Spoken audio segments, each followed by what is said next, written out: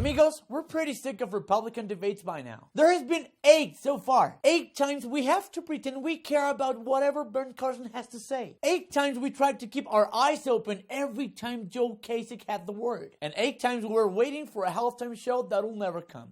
Even if it is as boring as Coldplay playing whatever they play during Beyonce's show. Well, that being said, this last Saturday, the GOP debate took place one day before the Super Bowl. And if they did this because they wanted it to go under the radar, it had everything but that. It was as Republican as always. Everybody frightened about the Muslims, Marco Rubio being a robot, and Donald Trump being a dick. Okay, first things first. Number 1, the pileup. Yes, it started hilariously. Like an unrehearsed graduation ceremony, the moderators called Ben Carson, he missed it, and Ted Cruz passed by. Then also Donald Trump missed his call and got stuck with Carson in the backstage. The moderators were facing the audience so they couldn't tell. And even getting Carson and Trump on stage didn't end the chaos. It turned out that everyone had forgotten about Ohio Governor John Kasich. Then, number 2, the dick. The issue eminent domain, in which the government takes over private property for other purposes. Trump defended the practice, specifically by calling it necessary to build roads and other infrastructure. But Bush then responded that Trump hadn't just defended eminent domain for these kind of public projects, but for his own private projects as well. Like we don't know he is a complete dick.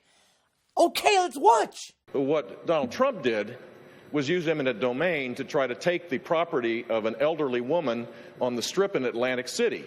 That is not public purpose. That is downright wrong. Okay, that's true. And here's the problem with that. All right, okay. The problem was it was to tear down. It was to Jeb tear wants down. to be. He wants to be a tough guy. He wants to be a tough guy It tonight. was to tear down I didn't the take house, the property. and the net result was you tried. I didn't and take you the lost property. in the court. The woman ultimately didn't want to do that. That is not true. And the it was simple great that fact I is, didn't. to turn this into a limousine parking lot for his casinos is not a public use. And in Florida, based on what we did, we made that impossible. It is part of our Constitution. That's the better approach. That is the conservative approach. And also that. Let me just, he wants to be a tough guy. A lot of times, you'll have, and it doesn't work very well with How that. tough is it to take property you- from let an me elderly talk. woman? And that as well, we have the info. Let me talk quiet. How A tough lot is of it? times,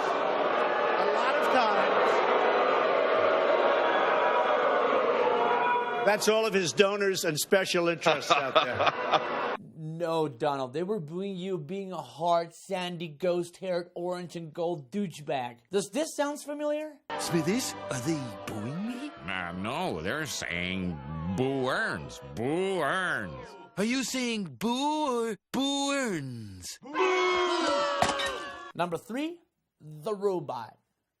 A robot. Amigos, Marco Rubio. I like the guy. He's young, smart, and a robot. Everybody loves robots, and this one is... Oh, you don't know what I'm talking about, right? Okay, primero. It is a debate. All you have to do is talk, even if no one cares what you have to say. By just being able to talk, you have pretty much a good chance to succeed. Well, not for El Señor Rubio. Just listen to this. And let's dispel once and for all with this fiction that Barack Obama doesn't know what he's doing. He knows exactly what he's doing. But I would add this, let's dispel with this fiction that Barack Obama doesn't know what he's doing. He knows exactly what he's doing. Facts. Here's the bottom line. This notion that Barack Obama doesn't know what he's doing is just not true. There it is. He knows exactly what he's doing. what he's The memorized 25-second speech. Well, that's the reason why this campaign is so important. To the Gang of 8 bill first. Well, here's the response. I think anyone who believes that Barack Obama isn't doing what he's doing on purpose doesn't understand what we're dealing with here. Okay, this is a president who is trying to change this country. Okay, team, the debate is in 1 hour. What do you got? Sir, we only have 1 tweet. What, really? Yeah, Trump got us everyone tickets to the Super Bowl, so they are all there. All right. No, don't worry. I'll work it out. What's the tweet? He repeated the exact same line over and over again, even after he was criticized for it by Chris Christie. Okay, if someone who looks like this can make fun of you, you're completely done. Doomed. You are Marco Rubio, basically. But then, this. You see, everybody, I want the people at home to think about this. That's what Washington, D.C. does. The drive-by shot at the beginning with incorrect and incomplete information, and then the memorized 25-second speech that is exactly what his advisors gave him. See, Marco, the thing is this.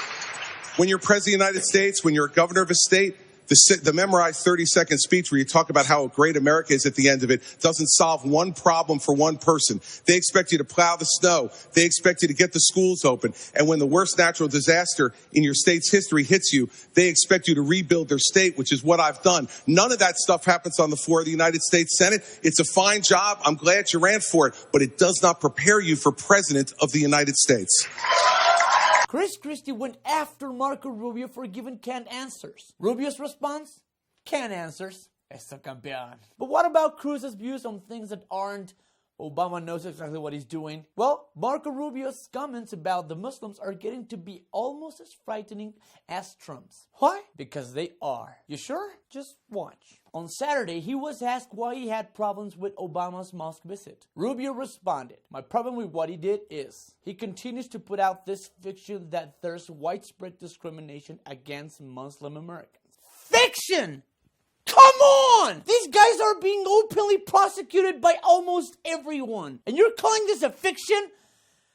Okay, that's okay. Go ahead. Rubio then cited the graves of Muslim service members at Arlington Cemetery to say that American Muslims are part of this country, but that, by the same token, we face a very significant threat of homegrown violent extremism. For this reason, Rubio said he supported positive relationships in the Islamic communities in this country so they can identify and report this activity. You know who else faced a census to identify and report their activities to the government?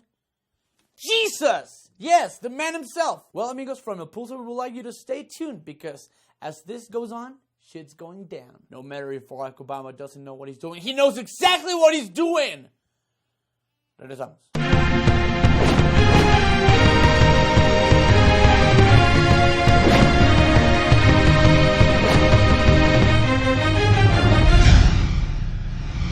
That's it for us. My name is Chumel Torres, and this is El Pulso. Your subscription and thumbs up are greatly appreciated. I'm gone, but before I go, I would like to remind you, like every week, los amo.